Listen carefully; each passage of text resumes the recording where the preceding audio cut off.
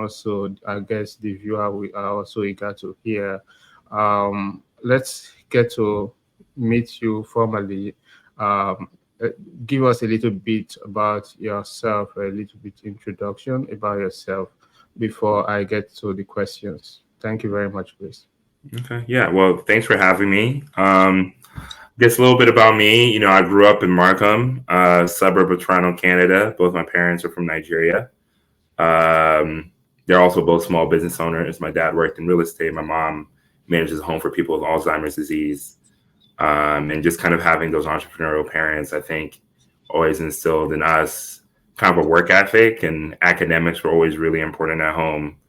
Would check our homework when we came home.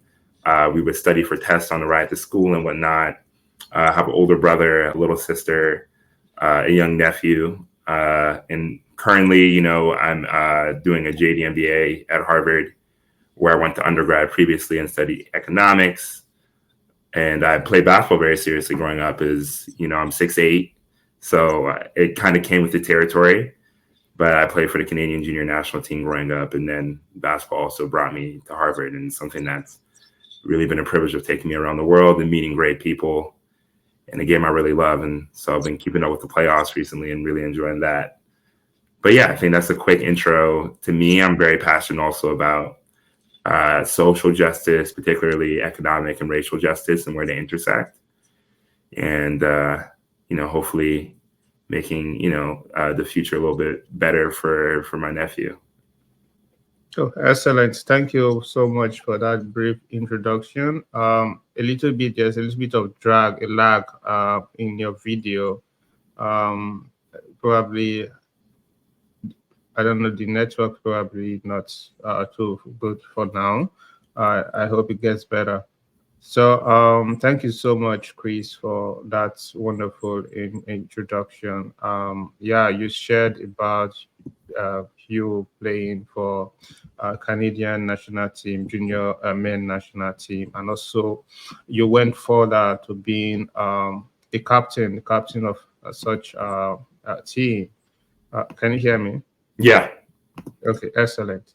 So you went further to becoming a captain of that of such team. But I want to know. Let's start from the basis. How did you get started? At what year did you know basketball was it for you? So how did you get started before we get into the educational aspect? Yeah. It's interesting. And there's maybe two answers to that. I always really liked basketball. My brother started playing pretty seriously probably around sixth, seventh grade. And so when he started playing, I got into the sport, and I always looked up to my brother a ton, and everything he did I wanted to do. So we would play on the driveway, we would play on the little tight net in the basement. And I was probably 8, 9, 10 when all that was happening. But I didn't play on my first actual basketball team until sixth grade, and then started playing more seriously around eighth grade. And I remember my eighth grade basketball coach. We were at a tournament, and I'm 6'2" at the time, so I'm pretty tall for an eighth grader. And my teammates were telling me that they thought I could play college basketball, and I said no, I don't play seriously enough. I don't think I'll ever be good enough. And I remember my coach saying, "Never say that." And I think that was the moment, knowing that he thought I could be good enough was kind of the moment things started to click for me. And I started believing in myself more and really investing in the possibility of me playing collegiate basketball, or maybe even at the professional level. Oh, interesting. So initially, you probably didn't know you could go this far with basketball until you get more like words of encouragement from your coach and all that. But what caught my attention majorly about your progress and how you are able to excel is one of your videos. Um, is it up next or thereabout? The video, a brief Hmm. video where you shared about your strategy, how you've been practicing about 500 to 600 shots, and also spending almost 4 hours in the gym while preparing.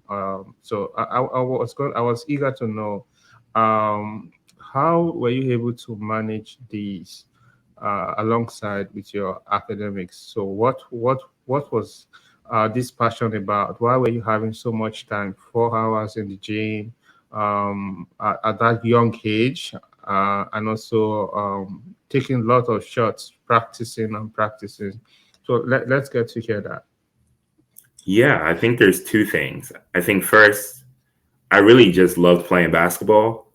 So whenever I did have free time and we had a gym at school that was open most of the time, I would go to the gym and I just play. And me and my friends would shoot. We would play 1-on-1. We'd play 3-on-3.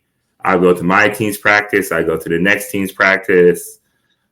So whenever I could play, I played. And so it didn't feel like work. And that allowed me to, I think, invest a lot in the game. I think the other big thing was just time management and also having a good academic foundation.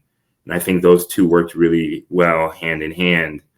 Of my parents and the emphasis they put on academics when I was younger, before I started taking sports very seriously, put me in a really strong position so that I was able to be up to speed in my classes and get the work done when it needed to get done.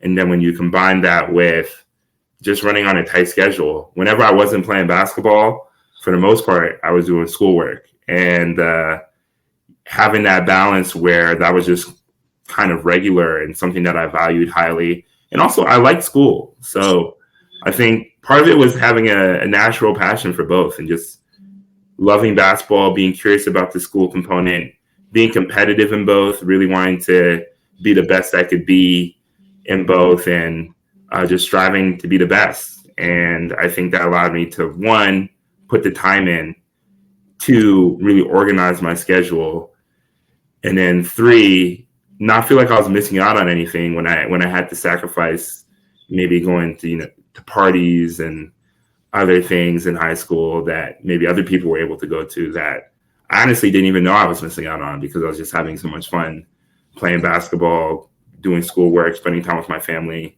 And then when I did have some free time, I played video games with my brother. But apart from that, it wasn't anything too crazy. Interesting, interesting. That's also you shared these. One of the things I was so eager to know is about this early competition amongst you and your siblings. One of your videos, you also mentioned that you want to outdo your brother and your sister wants to outdo you. How was it like growing up in that kind of setting? Yeah, it was a great setting because I think a lot of people hear that and it can sound maybe toxic, right? This idea of competing with your siblings and wanting one to be better than the other and whatnot. But I think we actually had a really healthy setup where it wasn't just that I wanted to be better than my brother, but my brother wanted me to be better than him, right? And so he invested in me. He would show me the things that he did, how he managed different things, pull me aside, and just have conversation with me and trying to help me figure out the way, help me study for tests. And I wanted my sister to do better than me. So whenever she needed help with anything, she knew she could come to me, whether that was studying for a test, whether that was sports. But we were all just very invested in each other's growth. And I think that really helped all of us, one, competing with each other, but also supporting each other to be the best we could be. No, very interesting. Yeah, let me probably dive in. Probably digress a little. What were this? What did you get to meet your grandfather? No, Did you? I never met my grandparents. Okay, you didn't get to meet your grandfather, right? Hmm. So you shared about your grandfather on such a very remarkable event, and sharing about the values and the treating going higher and higher and all that. Can you probably let us into why you do that, why the speech, what came into your mind when you were thinking about speaking at the Harvard, and probably why such issues you decided to address, issues of social justice, what were going through your mind when you were deciding to speak at the Harvard? Yeah, I think the big thought was what this moment meant for myself and my family as kind of the culmination of this dream, right? My parents crossing the ocean to come to Canada, hoping for a better life, for pursuing academics, what their parents invested in them, and just knowing that everything I've had and that I've been privileged to have to that moment was a product of a lot of the sacrifices that my parents made, a lot of the work that they did, and a lot of the sacrifices that their parents made before them. And so knowing that it was kind of a generational, uh, work in progress across multiple generations for me to be not just on that stage, but to graduate at all. And that was, I think, the core thought I wanted to communicate at first when I first started speaking about my speech, the importance of these dreams that we all had that I was getting a chance to be a part of and to kind of live out on stage because of all the sacrifices my parents made. My dad working endless hours, my mom doing the same, bringing me to basketball practices, letting me leave home at a young age, despite them being scared, so that I could try and, chase my basketball dreams. So I think that was it on the family side. And then in terms of the social justice aspect, I also wanted to speak to and leverage the platform I had to an issue that I cared about, but also acknowledging that we started Harvard in a certain place and that we were leaving it in a place that I wasn't sure was so much better off, right? And this idea that when we arrived on campus, Michael Brown had just been killed that summer. Eric Garner had just been killed that summer. And as we were leaving campus, Stephon Clark had just been killed that April.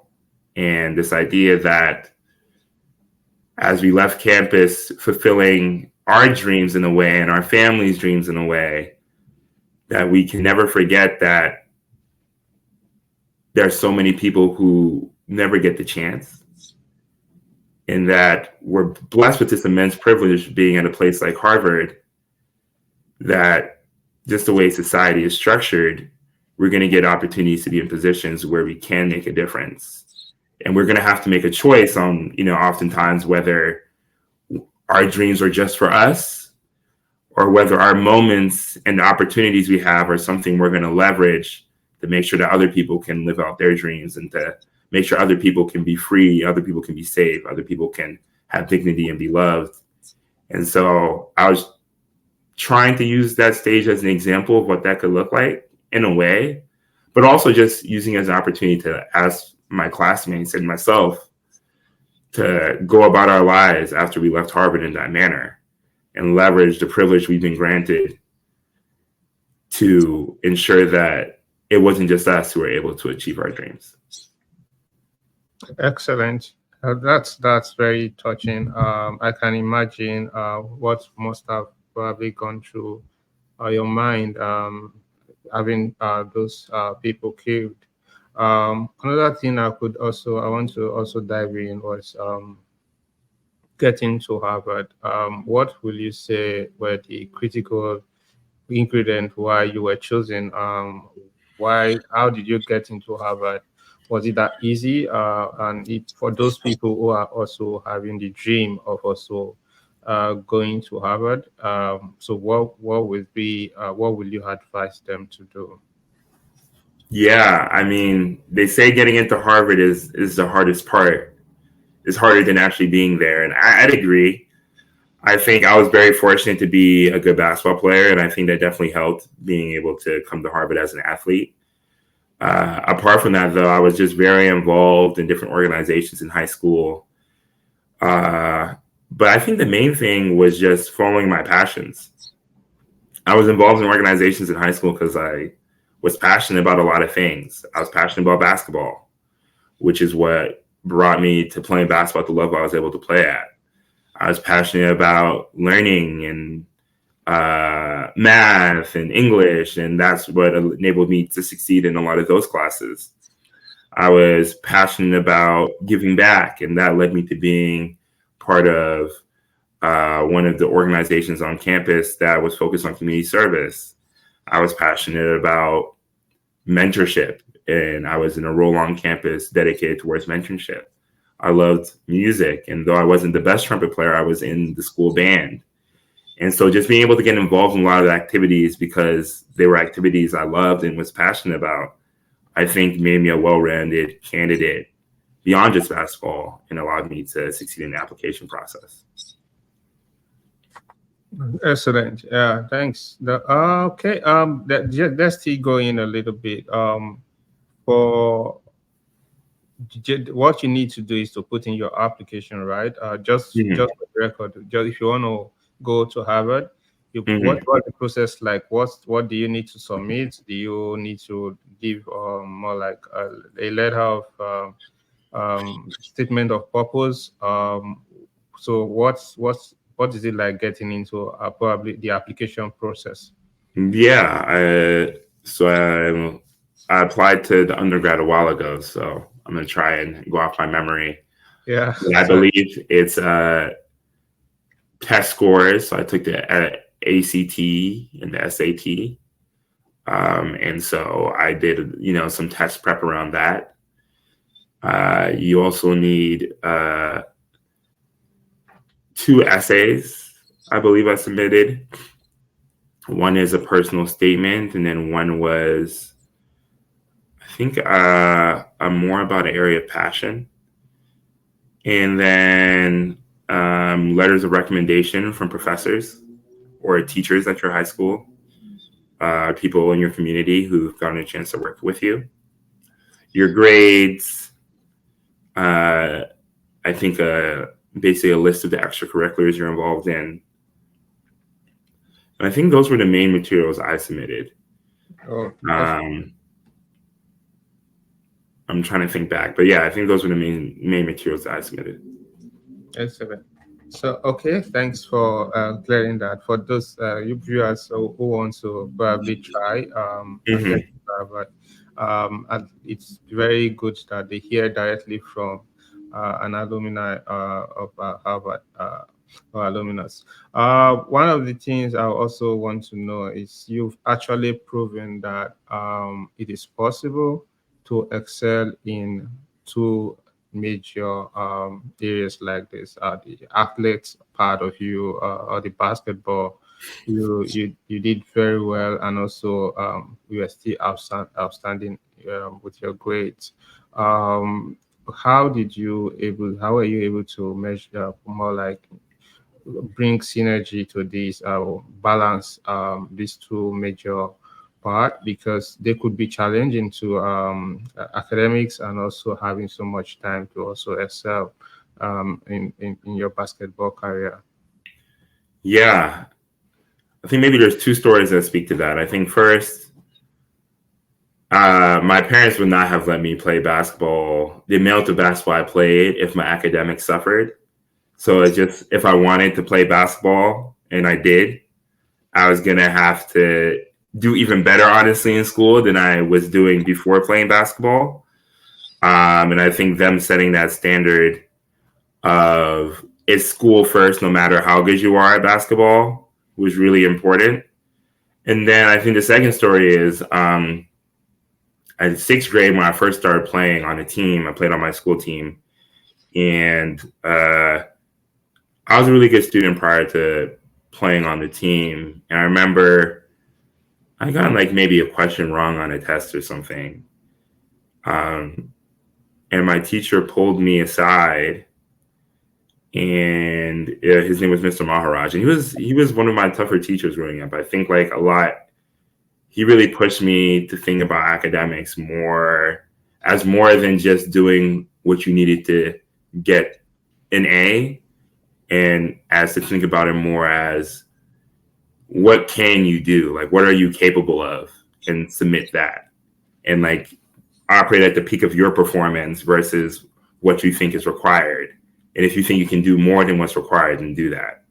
And so he was the type of teacher who pushed me in that direction. So he pulled me to the side, and it was a pretty simple conversation, but he was just like, you can do both.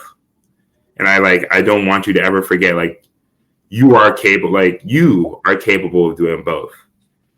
And that always stuck with me, this idea that he believed in me enough to do both, that he thought I could be excellent at both of those. I think that's what always pushed me. And it's something I always thought about. And even when I was making the decision to go to Harvard over maybe schools that were more basketball oriented, this idea that you can do both, like you don't need to sacrifice one to be great at the other. And it's something I took a lot of pride in. And so I think organizing my life around, one, even if I didn't take pride in it, if I didn't do it, my parents would be mad. But two, just personally, it mattered to me to do both. And to be the best I can in both realms. I think those are what pushed me to kind of schedule my life around being great at both. And, you know, it helps that I was 6'8", so I think that helps with the basketball thing. But apart from that, I think it was just a commitment to putting the work in.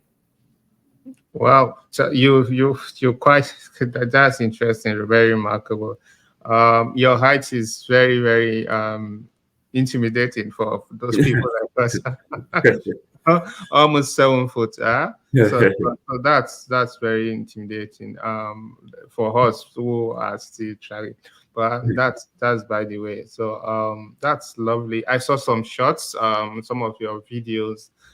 You've been killing it more like since you were young. Yeah, you were just. Thank you. So many videos on YouTube. I was just saying, let me just check a little bit. Then I saw that you have several videos, several interviews. Which is so remarkable. I want to know, what was your experience like? Just wanting to get into Harvard. But let's have more like synopsis, more like an overview about your experience in Harvard. So how was it like for you? Yeah. It was a great growth experience. I feel I came into the experience not really knowing what to expect. Like you hear kind of the, you know, you're gonna be sitting next to the future president, and all these students are super smart.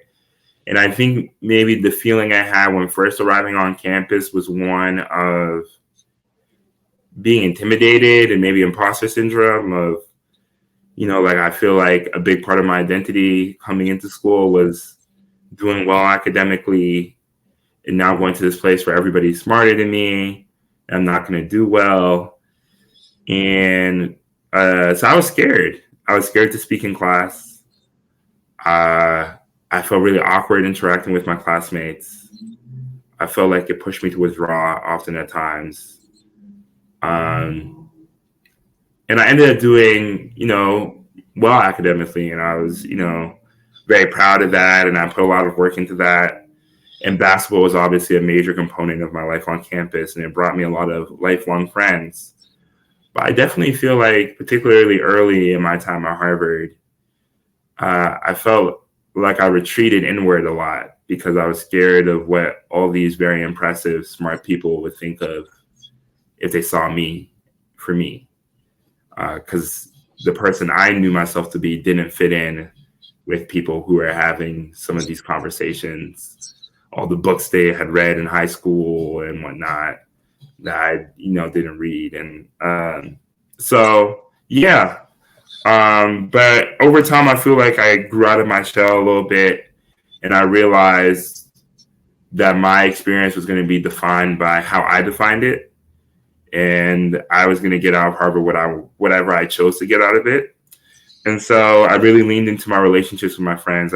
My best friend to this day, Andre Chatfield, was my roommate in college for 3 years.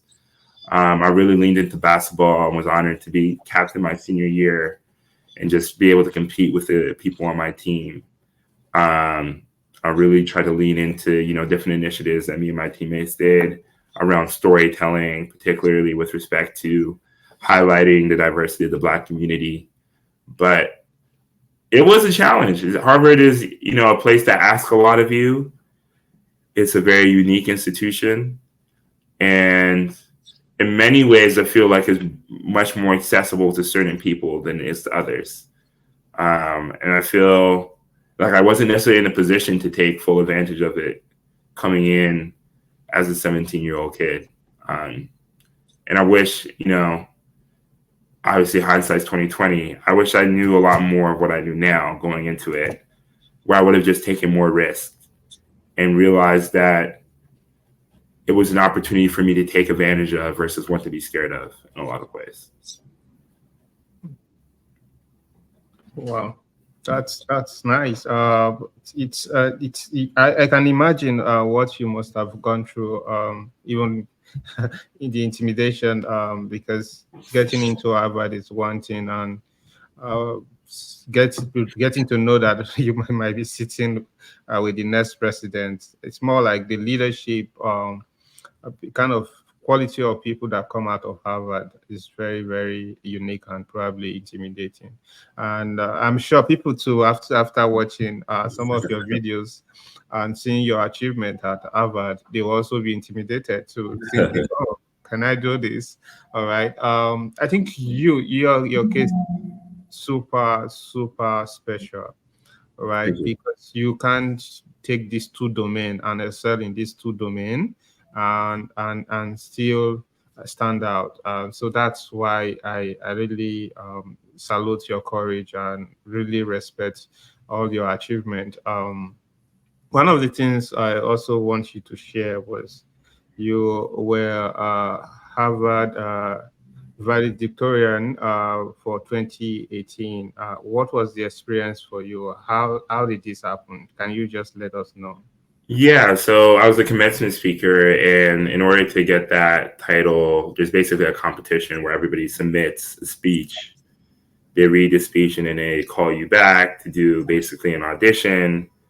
And then I think there's a final round of auditions. And so I had the previous year went to graduation because a few of my close friends were graduating, and there was a really cool speech where someone basically, centered it around this idea of whenever they spoke with their father about things going on, he would be like, back in my day, ...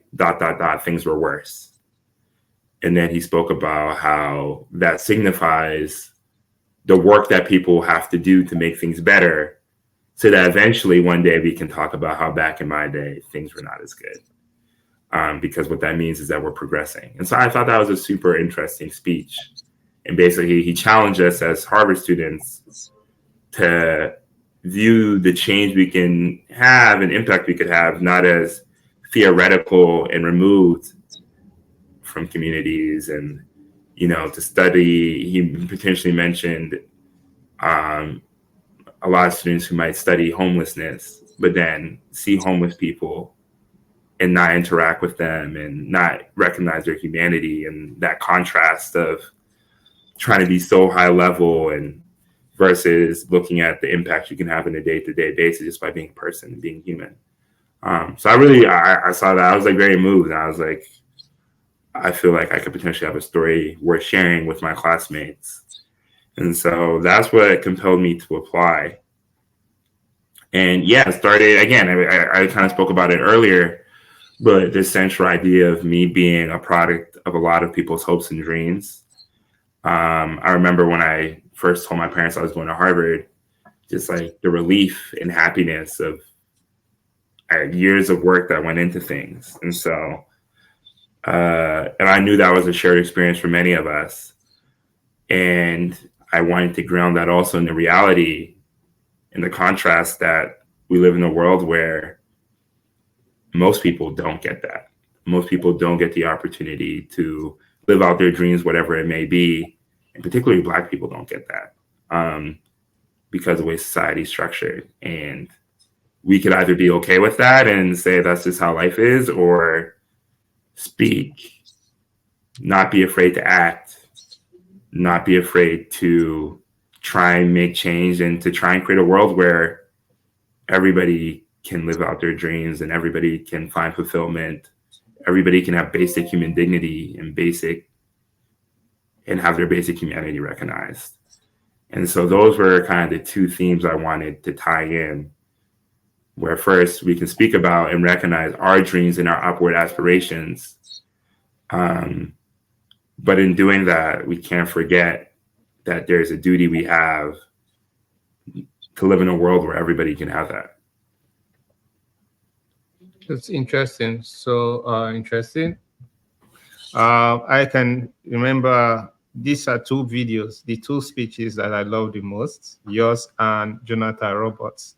Yeah, Roberts is what I'm talking about. Those two, Jonathan Roberts, I've also listened to. These are the two speeches I've listened to more than 100 times, right? The two of you guys, I've listened to it over and over again. Back in my days, I hung up. I can. That's the speech I was talking about. I could even memorize almost all the lines, right? So it's so inspiring when he shared about in social studies what we were taught, in economics what we were taught, but in reality, we are not really keen to give up our dreams just to help those people facing homelessness. Right. So it was a very remarkable speech. These are the two speeches I've listened to out of all the probably speeches on Harvard website or on YouTube. But these are yours and his are very, very inspiring to me. So I was very fascinated when you also shared part of that. Guys, thanks for the reminder. I'm still going to probably digress a little bit. Yes. So first and foremost, when you were doing your basketball journey, did you have people like you could call a role model for your basketball and also to reflect on your academics too? Well, you said your brother was also a very good, more like source of inspiration for your academic excellence. So, do you have a role model for your basketball who you were looking up to? Why were you taking so much time to practice apart from the, the probably making sure that your parents were also pleased with your basketball, with your academic pursuit? Yeah. I definitely had role models and mentors. I think I looked like a lot of guys in the NBA. I wanted to be like them. A lot of the high school basketball players who were kind of on the rise. Canada basketball is definitely on the rise. So, I definitely wanted to be Anthony Bennett. And, the way he would come down the lane and just dunk it with two hands. That's something I wanted to be like in the way I played. I was a big fan of Carmelo Anthony's game at the time, and the way he was able to score from the mid post, from the elbow. So those are two of my favorite players that I try to model a lot of my game after. Blake Griffin was also big at the time, and all the dunks he did. In a local, more of like a local nexus, the best basketball player on my high school team at my high school when I was in middle school was this guy Ryan Ball, and he was just like, I thought he was the coolest dude. There's also a guy Zohair, and those two were really good, and I wanted to be able to beat them, and that was a big aspiration of mine. And me and Zohair would play a ton, and he would beat me all the time. But one of my goals was to beat him, and the same with my brother. That was just someone else I wanted to beat. And then, a lot of it was just like, I just wanted to win, and I knew to win, we need to get better. And I knew we were chasing a lot of teams. Like St. Mike's was a rival high school, and they had two incredible basketball players who were a little bit older than me, Dwayne Notice, Malcolm DeVivier. And I wanted to beat them so bad. They were so good. And I just knew I needed to be a lot better to be able to win that. And we never did beat them, but it definitely pushed me to get better. Cool, excellent. That's nice. I want to uh, also I'll be happy to hear some of these major matches, the ones were the best moment for you. When you played, which ones were the more like best moment? Because basketball has probably taken you to many countries. Yeah. Yeah, like you said, you've also met very incredible people too. So, which one were your best moments? And did you also have some worst moments in basketball? Oh yeah, yeah. I definitely have both. I think one of the highlights for me, I think we played like a 3 overtime game, maybe even more overtimes against China in the World Championships. And Tyler Ennis was on that team. He went to Syracuse, eventually played in the NBA for a bit. I know he's playing in Europe now. He had 41 points, and I was a young guy on the team. And we were just going pick and roll after pick and roll. I'd roll hard. He would get into the paint and finish. If he missed, I'd try and get off the glass. I remember I had a big putback dunk on this guy, and their team was 7 feet tall. I had a few blocks that were pretty big too. But that was just a fun game. It was also like a fun moment because I would do something good and then I would make like a really dumb mistake that only a young kid would make on the next play. And then I'd come back and do something good and then I make a mistake. And so I was part of the reason we were in the game, but I was also part of the reason we hadn't won it yet. So that was a lot of fun though, just like competing at that high of a level, at such a high competition level. Similarly, had a lot of fun at the U18 FIBA Americas. Myself, Dylan Brooks, Monte Caesar Gill, and just competing with those guys at a high level in Colorado at the Olympic Training Center was a ton of fun. And then probably one of the biggest highlights was we went to Lithuania for the U17 World Championships, and we played Lithuania in the first game. The arena was packed, and we were down 5 or so, I think, with maybe 30 seconds left, and got a steal on the sidelines inbound, got a dunk in front of the crowd to bring us within 3. And I just remember screaming at the crowd, and the gym felt so loud. It was just an electric moment. Then we ended up hitting a 3-pointer. Mario Shayok hit a 3-pointer to send to overtime off the glass from the right wing, and that was a really special moment. And then maybe the last one is my senior year of. I had a few in college too, but my senior year of high school, we played in a national championship game in Madison Square Garden, and we were playing against Oak Hill. They had the Martin twins. My team, it was myself, Ben Simmons, D'Angelo Russell, a bunch of guys who ended up playing Division I, like McKinley London, Jordan Caroline, Jalen Patterson, Ahmad Rory. Our team was stacked, Justin Bibbs. But Oak Hill was making a comeback against us. And, I made a few mistakes again, got a pass on the baseline, did an up and under and won. And that kind of helped put the game away. And I remember that was just a really ecstatic moment, knowing all I had sacrificed coming to moving to Florida for the year, my senior year, taking that risk. And yeah, that was a time to be able to kind of see all that come to fruition. And then maybe a worst game, my senior year of high school, we played Cliff Alexander, who was the number 2 ranked prospect in the country at the time, in his high school team, Curie. On national TV, I got dunked on a few times, pretty bad. I didn't do much on the other end either, and so everybody was on Twitter kind of clowning me. It was a low moment for me, but we bounced back when winning the national championship. But that was definitely a tough game. Oh, so good to hear that. Shares some of your best moments in basketball and also some of your worst moments. There's one thing I've also noticed in your career. Apart from you said something about mentorship, you also have these leadership qualities that always gives you a edge. What will you say was the ingredient for you being chosen for being a captain of the basketball team. I think it's more than once, right? I think on Yeah. different levels, on different teams, you've been given that role of being a captain of the team.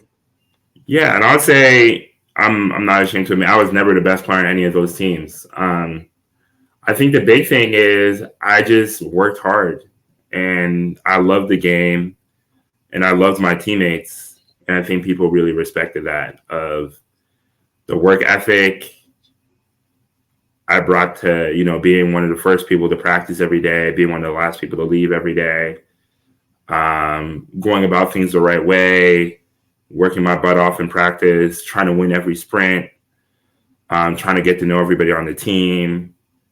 I think those were the things that went into, receiving the honor of being chosen to lead the team. But the captain of the Harvard team the year before I was captain, when we were kind of doing the handoff, I emailed him asking if he had any thoughts.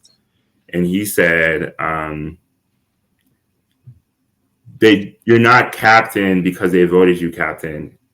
You're captain because you were a leader before they voted for you, right? The title isn't what makes you a leader.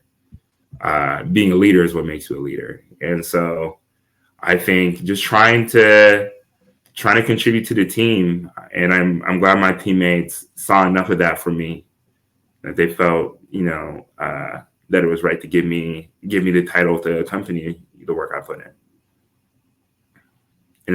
Just humbled by that to this day. So really love those guys, and it meant a lot. It means a lot to me. Interesting. That's very interesting.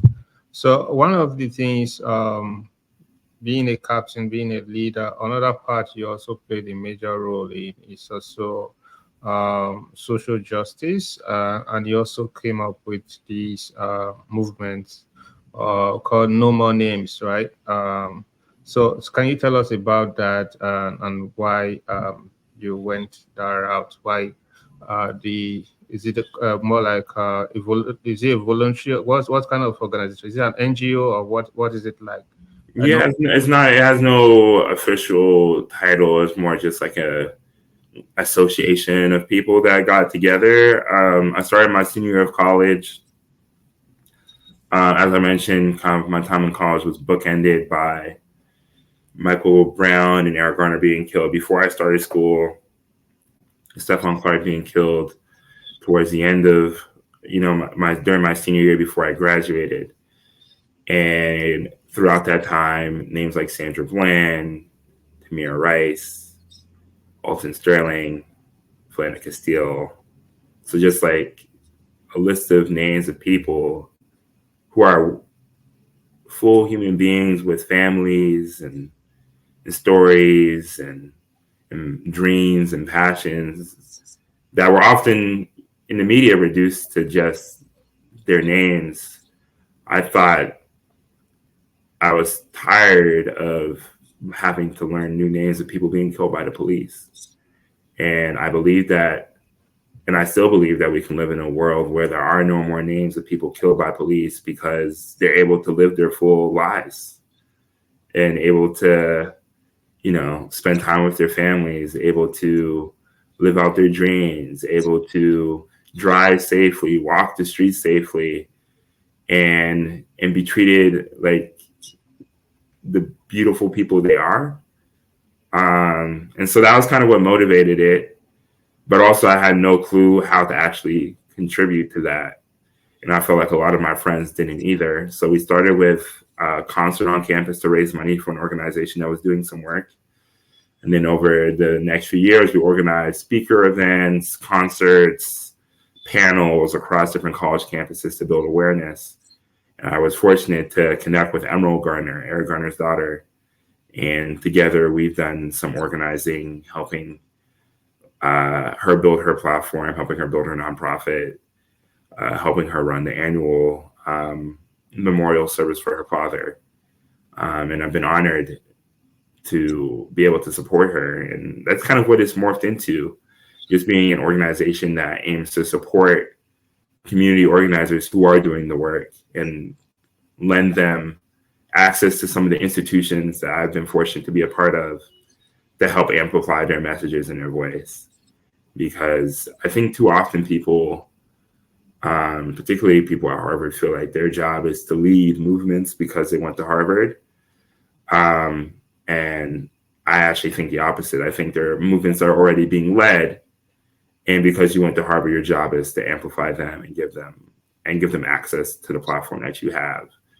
And so, yeah, I was fortunate to be in that position. It's very, very remarkable. Very remarkable. Then my next question would be your entrepreneurial aspect, part of you. You so to just let us know about the entrepreneurial aspect of you. Then I think you work for yourself, or you also work with a company, right? But I know you have more like you have coats of many colors. Yeah. Yeah. So just to be very sure, I'm not getting things wrong. So let's get to hear from you, your career part. Yeah. So after graduating, I worked in finance as an investor for a few years. And then once I was fortunate to get funding to start a company with a few friends. And what we started was a company called Wave Campus, with the goal being that college students have a very unique financial profile in that they don't particularly like using credit cards because they're dangerous and you can build a bad credit score very quickly. And so many college students use their debit card as their primary spending card. And our goal was, how can we help college students build credit, which is something you can't do with a debit card, but to do it safely, and then also to build a financial literacy that will serve them for the rest of their life.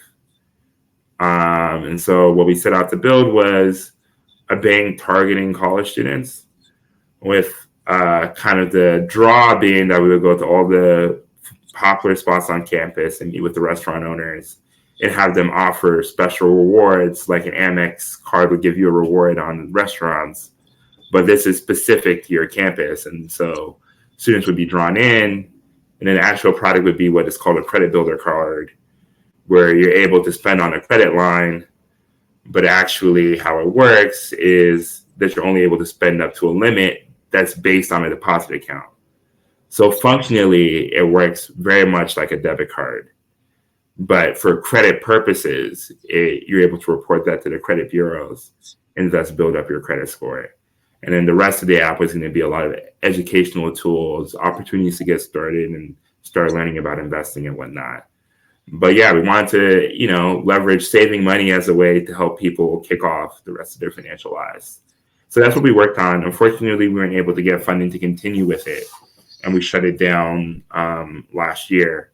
But that's kind of been my journey as an entrepreneur, and I hope to, hopefully maybe enter into that arena one day again. But for now, I'm just focused on school. Okay, nice. Thanks for sharing that, because I probably saw that lots of things, articles about some of your major achievements. Yeah, you said you focus on school. So what are you currently doing right now? Yeah, so right now I'm back at Harvard. I'm doing a joint program between Harvard Law School and Harvard Business School. So in 2026, I'll graduate with my law degree and my business degree. Oh, wow. So you can do 2 degrees at the same time at Harvard? Yeah. Oh, wow. That's interesting. So what about your basketball career? What would you say? How is it going? Right now with basketball, it's more of something I do recreationally. So I'll play in a few leagues, a few recreational leagues, and then during the summer, there's some tournaments I play in that are more competitive. But I'm not playing professionally or anything like that. But mostly just playing for fun, and I'm enjoying it. That's interesting. So now this is where we get started. Well, probably ending soon. But I just want to know if we should more like dissect the content of your character. What will you say were the major things that the values. What were the major things that kept you going in everything? How do you approach every situation, every challenge, life in general? So how do you probably what are the major things that keeps you going? Yeah, that's a big question. I think one thing is uh just love. Like I feel like my family loved me a lot, and I try and spread that to people. I have like a board with some of my values in my room, and one of them is, to live your life with love as a base principle. And so I think that's one thing that I try to approach everything I do with. Um, and part of that, another thing that's on that board is if you can help. I think I've been a product of a lot of people volunteering their time and their energy to help me out. And I think if you live a life based on love, like that's a way you can approach things. If someone comes to you with something, if you have the capacity to help, like you should help. And so that's something I always try and do. I think family is something that's super important to me and something I want to organize my life around. And just people. I think people are more important than money, more important than status, more important than all those things. And like being in community with people and understanding people and helping people achieve what they want to achieve, I think are all things that are important to me. And then I think self knowledge and like being confident in who you are, I think is just another, I think, a final component. And something I struggle with at times, but just being you and being comfortable being you and not feeling the need to be anybody else. And that's something I try to embody in my life. And I think that's enabled me to chart the path I've been on, because whenever I have a tough decision to be made, I try and lean into who I am and rely on that as a basis, as a base principle.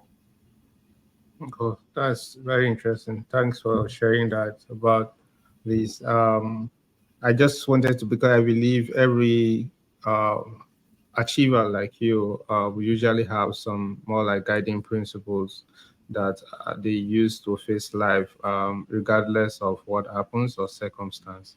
They are always having a driving force. So one thing I also want to probably know, I had one of my relative from Ososo tried to ask me about their child coming to Canada to study. Uh, Hmm. why they chose Canada was because the son loves basketball and he feels he can grow his career in basketball.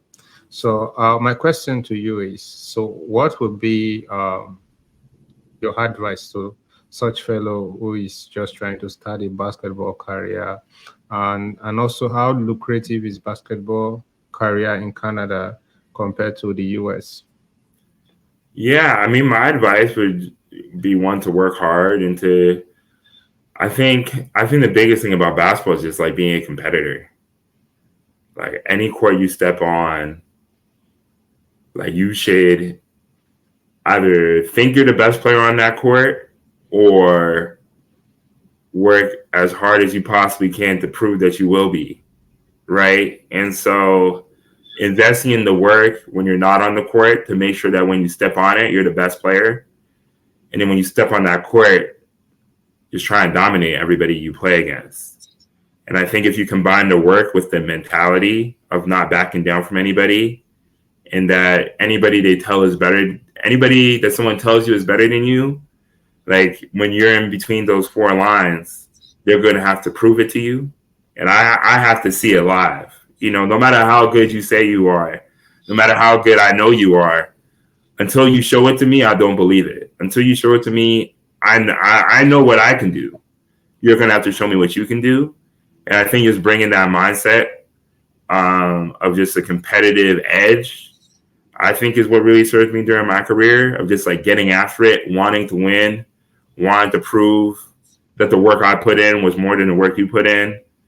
Um, I think those are the keys. And if you bring that mentality, I think you'll be surprised by how many people don't actually want it that bad. And I think it will push you to a level that will hopefully get you some exposure. And I would say within Canada, building a career in Canada, particularly in comparison to the US, I think there's maybe less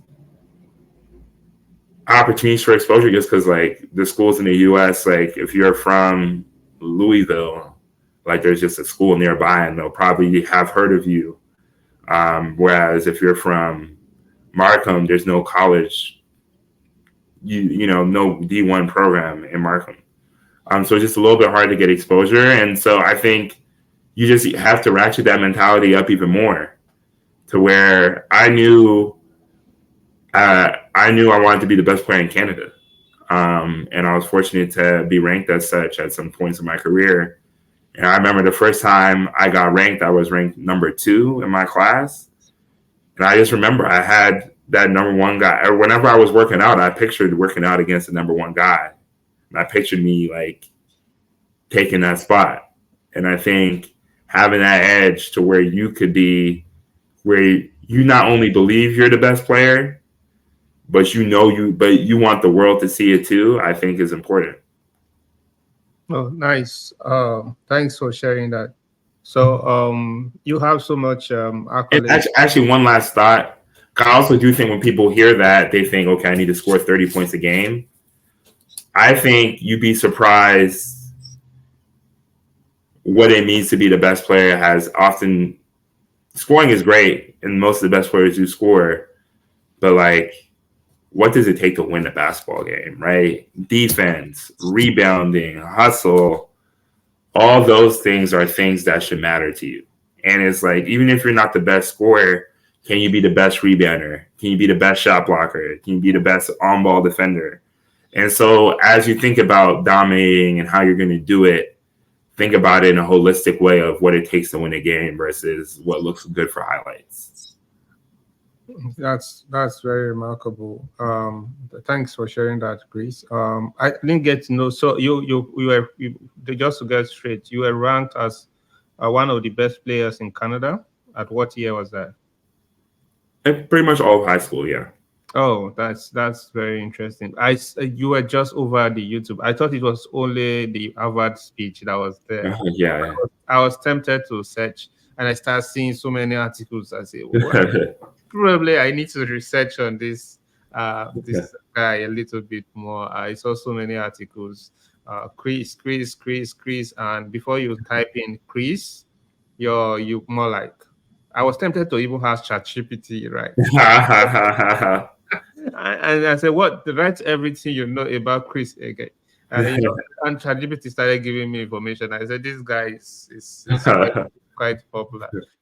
So it's very inspiring to hear from you directly. I'm very honored to have you here. I think on the last part of these questions would be, how do you manage work-life balance? Yeah, I think for me, a big thing is you only live life once. So again, I try and put people over ambition, like to the degree I can like prioritize the people in my life. I think that's very important to me. And so like my girlfriend, like I try and make her a very big priority. I try and make my family a very big priority. Within that, obviously, you have obligations and you have ambitions that you're chasing. And so I think the big thing for me is trying to put myself in positions where I can have that balance, be very intentional about my schedule, and then also acknowledging, right, that like there's ups and downs in times where there's going to be times where it's mostly work. But if there's going to be times where it's mostly work, when it's not mostly work, you got to make sure that the rest of your life is getting watered, during those time periods. And so just being very cognizant and being very aware of the people in your life and whether you're giving them enough. And there's going to be times where you're not, but you have to know that you're not when you're not. And I feel like sometimes people can get so caught up in the rat race that they're not even aware that they're not living up to their obligations to other people. So I think just being aware of when you are doing it and when you aren't is so important. Oh, excellent. Thank you very much for covering that. One other question I want to ask is, how lucrative is basketball career in Canada? Like, is it something you can just rely on without doing any 9 to 5, just being an athlete? I actually don't know. I couldn't tell you.